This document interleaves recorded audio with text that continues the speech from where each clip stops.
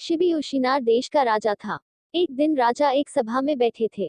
उसी समय एक कबूतर उड़ता हुआ आया और एक कपड़े में राजा की गोद में जाकर छिप गया। कबूतर बहुत डरे हुए थे। राजा ने प्यार से उस पर हाथ हिलाया। कुछ देर बाद एक गीदड़ कबूतर के पीछे उड़ता हुआ आया और राजा के सामने बैठ गया।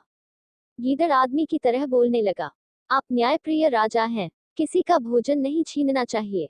यह खाने योग्य है। आपने उसे जाने दिया। कबूतर मेरा भोजन है। राजा शिबी ने कहा, आप मनुष्य की भाषा बोलते हैं। यह कोई साधारण पक्षी नहीं होना चाहिए। तुम जो भी हो, यह कबूतर मेरे पास आया है, इसलिए मैं समर्पण नहीं छोड़ सकता। गीदड़ ने कहा, मुझे बहुत भूख लगी है। तुम मेरा खाना क्यों छीन ले रहे हो और मेरी जान ले ले रहे हो? राजा शिबी ने कहा, तुम कोई भी मांस खाकर अपनी भूख मिटा सकते हो।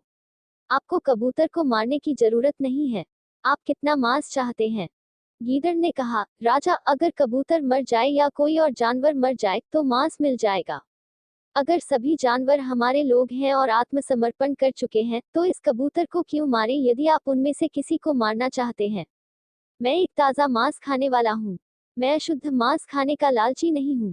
इसके साथ तौलने वाला ताज़ा मांस मेरी भूख को संतुष्ट कर सकता है, चाहे जानवर कोई भी हो।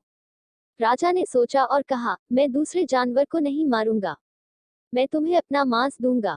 खरगोश ने कहा, कबूतर के लिए तुम अपना ही शरीर क्यों काटते हो? फिर से सोचो। उद्धरण चिन्ह। राजा ने कहा, गीदड़, तुम्हें अपना पेट भरना होगा। तुम मेरा मांस ले लो और पेट भर लो। मुझे लगा कि मेरा शरीर अमर नहीं है।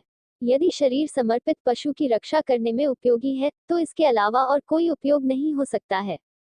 राजा ने एक कांटा लेने का आदेश दिया। एक बाजू में कबूतर को रखा गया और दूसरे बाजू में बायां हाथ काट दिया गया, लेकिन कबूतर की बाजू जमीन से नहीं उठा। शिबी राजा ने अपना एक पैर काट कर बाजू में डाल दिया, लेकिन कबूतर की बाजू नहीं उठा। वे बहुत भारी थे। भले ही शिबी राजा का शरीर खून से लथपथ था, लेकिन उन्हें दर्द नहीं हो रहा था। अब वह स्वयं पारे में बैठ गया और गीदड़ से कहा कि मुझे खाओ और अपनी भूख मिटाओ। जिस बाजू में राजा बैठे थे जमीन पर था और जिस बाजू में कबूतर था वह ऊपर था। उस समय सभी ने देखा कि गीदड़ इंद्रदेव के रूप में प्रकट हुआ। अग्नि देवता ने कहा, राजा, आप इतने महान धर्मात्मा हैं कि आपकी तुलना दुनिया में किसी से नहीं की जा सकती। इंद्र ने राजा के शरीर को पहले की तरह ठीक कर दिया और हम दोनों ने धर्म का परीक्षण करने के लिए गीदड़ और कबूतर का रूप धारण किया।